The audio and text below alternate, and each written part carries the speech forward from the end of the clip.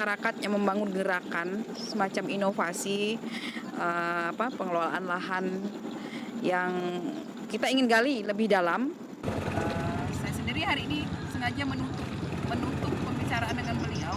Saya ingin bertanya sedetail mungkin dari nama beliau dari berasal dari mana gitu. Selamat sore Pak Merian. Nah, etam kadang-kadang bahasa Thai, bahasa Indonesia Pak ya. Manu etam tinggal unsur tradisionalnya juga untuk etam kita kata negara. Kenalkan Pak, nama kita siapa Pak ya? Oh Pak Ahmadi. Suku apa Pak? Thai Pak ya? Asli orang Penjarong? Asli, kelahiran sini. Oh, kelahiran Lohong Pak ya. Ya Allah, hai. Ini termasuk desa apa Pak di sini Pak? Ini desa Lombok. Desa Lohong RT berapa Pak ya? RT 10. Garung Seberang. Pak, ini ya kami ini agak ingin tahu ini tinggi pokoknya Pak ya. Terus begini, kami melihat ada semacam kayak taman wisata yang mulai muncul ya di Kutai Kartanegara ini yang kadang-kadang ramai lah menjadi pembicaraan viral-viral sedikit Pak. Nah, yang ingin kami gali ada sejarahnya Pak.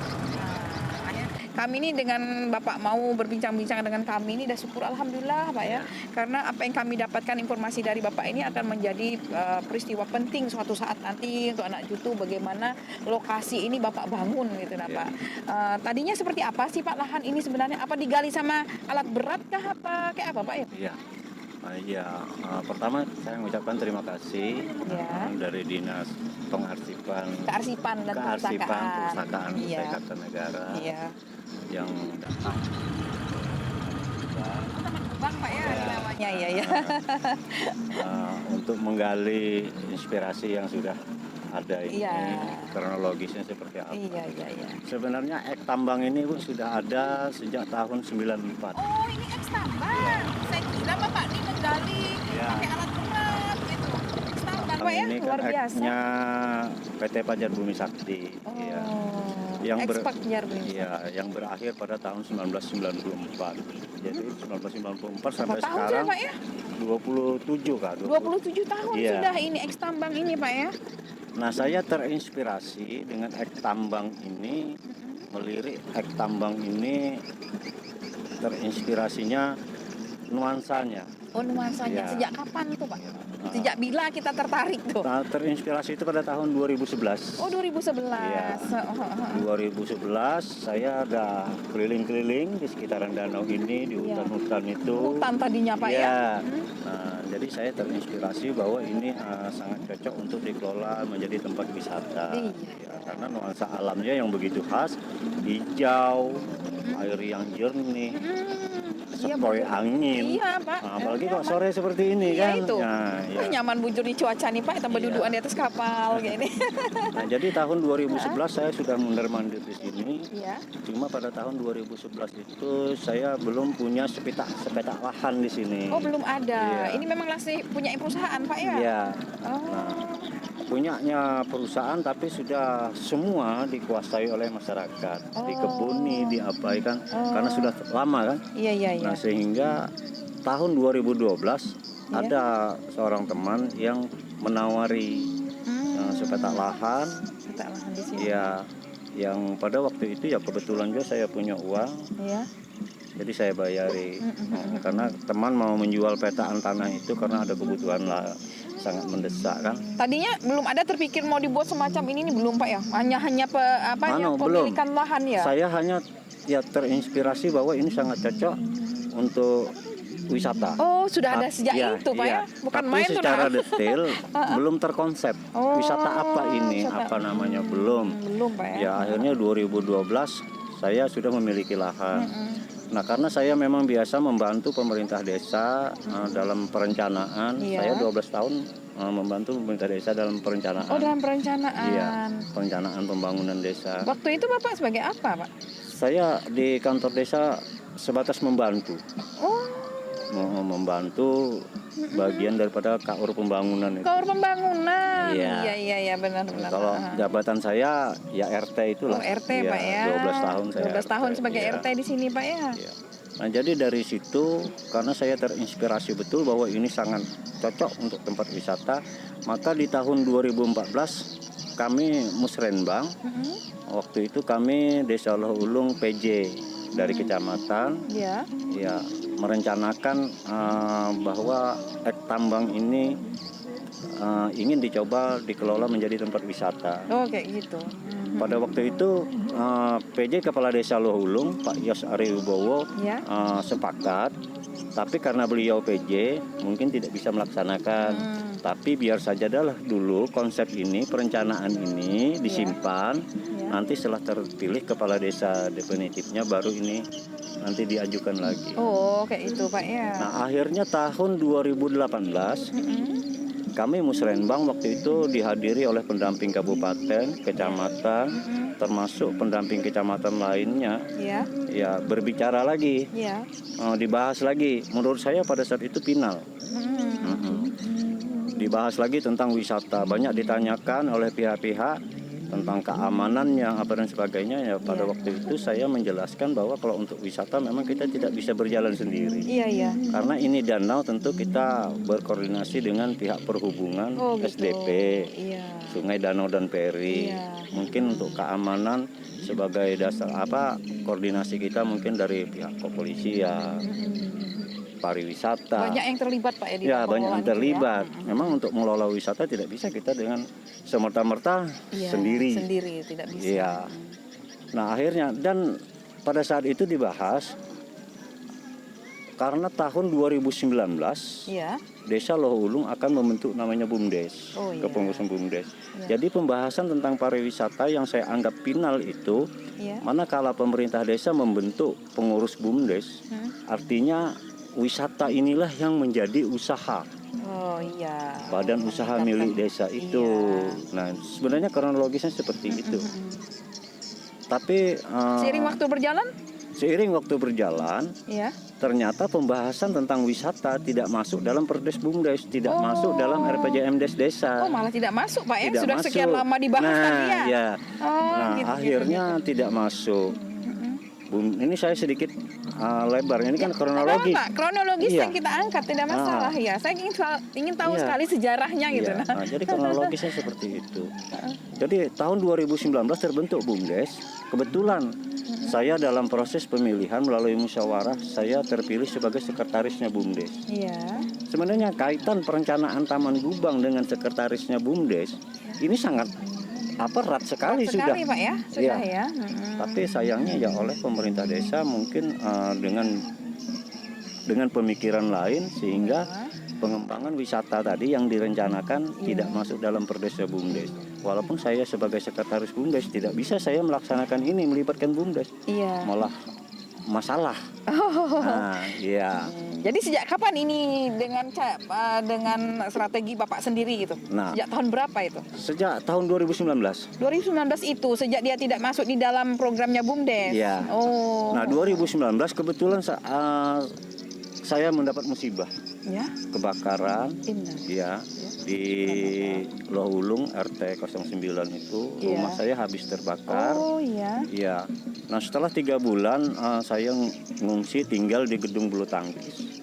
Ceritanya. Akhirnya tanggal 25 Desember saya memutuskan pindah hijrah menurut saya ke danau ini karena saya sudah memiliki sepetak tanah tadi. Tahun 2019. Tahun 2019. Nah, itu dia pemirsa Pondok Kisah Yumi. Beliau ada memori sebelumnya melalui proses-proses yang panjang dan sedikit dapat ujian dari Allah ya Pak ya, semacam musibah kebakaran Pak ya.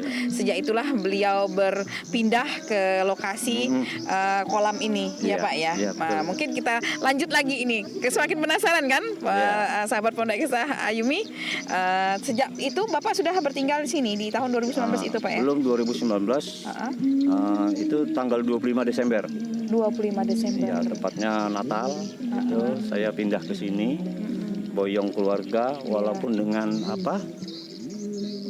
penuh rasa Iya, prihatin, pahit rasanya, tapi ini adalah sebuah keputusan. iya. Karena menurut saya untuk apa saya tinggal lagi di Tempat yang rumah yang lama yang sudah terbakar itu karena Iya. sudah habis sama sudah sekali. habis Pak ya. Mungkin Ya ini Allah. isyarat dari Allah Ta'ala bahwa saya ini harus hijrah. Iya. Karena 30 tahun lebih Mungkin saya dengan itu menetap- caranya Pak Iya. ya, jalannya. Nah akhirnya hijrah, walaupun anak nih semuanya menolak, ya termasuk istri, tapi saya tetap dengan keputusan saya sambil membujuk-bujuk mereka. Iya, memberikan Iya, pengertian. akhirnya tanggal 25 Desember saya menempati rumah saya itu dengan dinding terpal. Ya, Ya. itu Pak ya. Ya dinding terpal segalanya tuh. Dengan segala ketersediaan yang minim lah Iya. Pak ya. Ya minim sekali. Barang yang saya bawa pun perlengkapan dapur itu adalah bantuan dari dinas sosial di saat saya kebakaran itu. Iya. Termasuk terpal yang saya jadikan dinding rumah saya Iya, itu iya, iya. bantuan dari dinas sosial itu. Nah, dari Oh dapat bantuan juga Pak ya Iya, dari dinas dapat. sosial. Alhamdulillah. Alhamdulillah rabbil alamin ya. Nah, jadi Mm-mm. terus dari situ cuma pada saat itu saya masih kebun lombok. Kebun-kebun lombok. Iya, kebun lombok. Sekitar sini Pak ya. Iya, sekitar Di- sini, sekitar danau ini juga danau enggak ini jauh. juga, ya. Nah, di situ karena saya memang menggagas ini sudah lama untuk menjadikan tempat ini tempat wisata. Saya lanjut. Dari mana Bapak memulainya? Nah, ini Nah, jadi dengan segala keterbatasan saya, iya. namanya kita habis kebakaran, Bu. Iya, iya, Musibah. Iya. Semuanya tuh dengan keterbatasan. Apalagi berbicara modal Iya. titis. Iya. Wah, itu sangat jauh. Iya, tapi dengan tekad yang kuat, dengan kesendirian saya di tepi danau ini, Iya. malam-malam saya duduk. Mm-mm.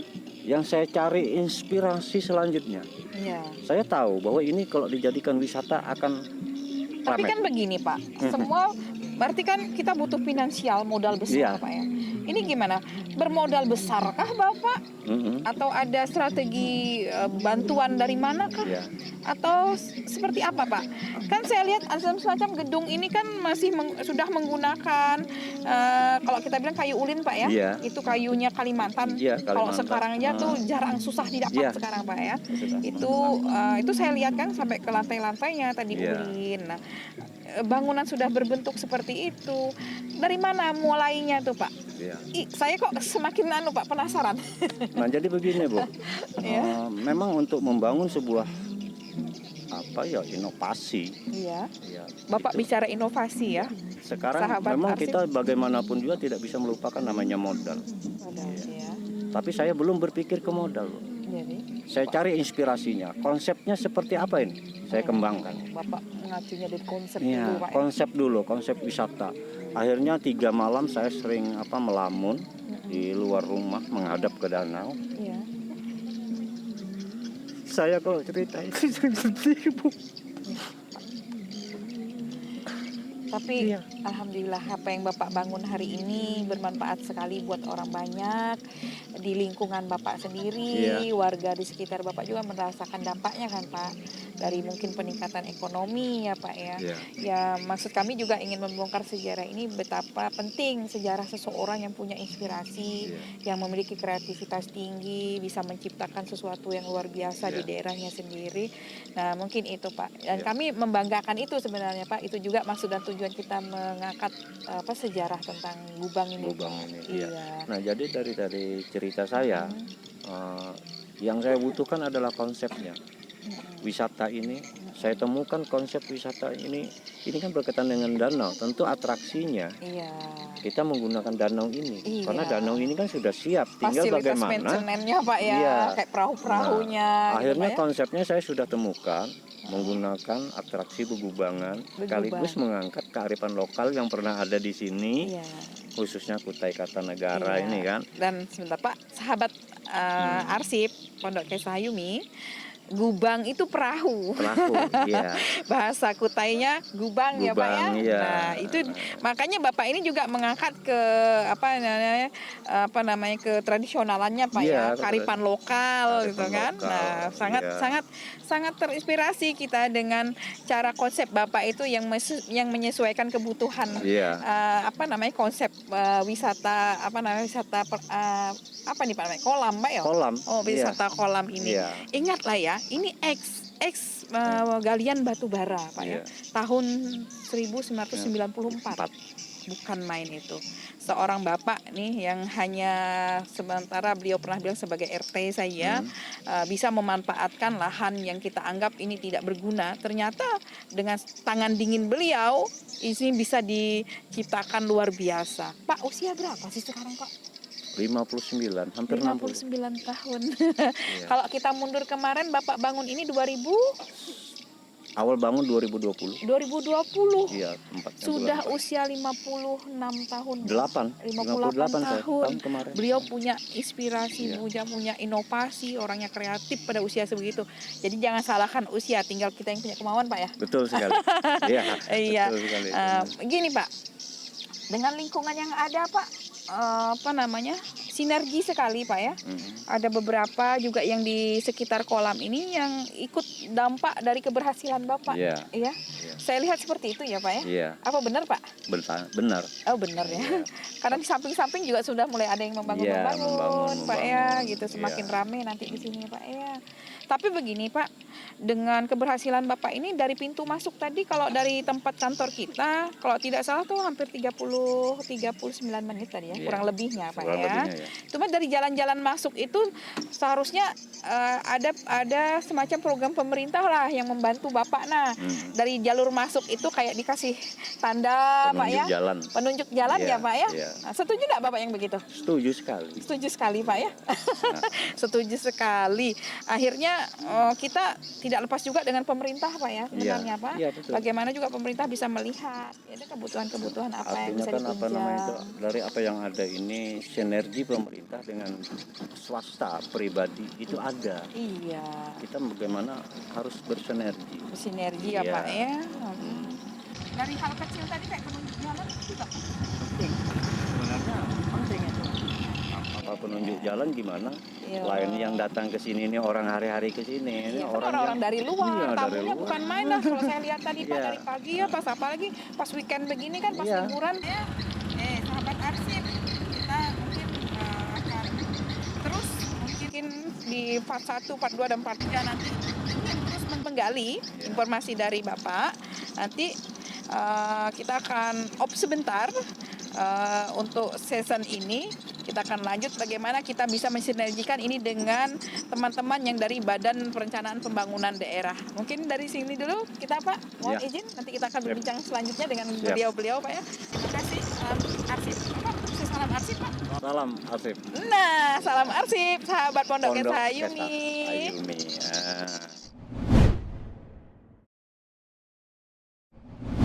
Nama yaitu saya 3 malam Ya. mencoba mencari inspirasi tentang sebuah nama karena nama itu sangat penting bagi Iya, iya. Yang ada di depan kita ini kenalkan dulu, Pak. Iya. Ini Ibu Nana Nana. Saripah Panesa. Beliau ini sekretarisnya Bapeda, Pak, Badan Perencanaan Pembangunan Daerah Kutai Kartanegara. Kutai Kartanegara. Wow. Dan di samping kita itu Kepala Bidang Perencanaan Pengembangannya, Pak, Badan Perencanaan Pembangunan Daerah. Berarti Bapak nih etam BKPH nih dengan orang yang salah. Dan kemudian saya sedikit teori, Pak. Nah, ini sebenarnya kelemahan kami. Nah, ini kalau kelemahan kami ini cuma bisa berteori. Nah, kalau kita ini kan langsung praktek nih, Pak. Kita ahlinya. Nah, jadi kalau kami berteori itu di dalam proses pembangunan itu, kalau ingin berhasil itu kita pakai konsep ada yang disebut dengan namanya local genius, Pak.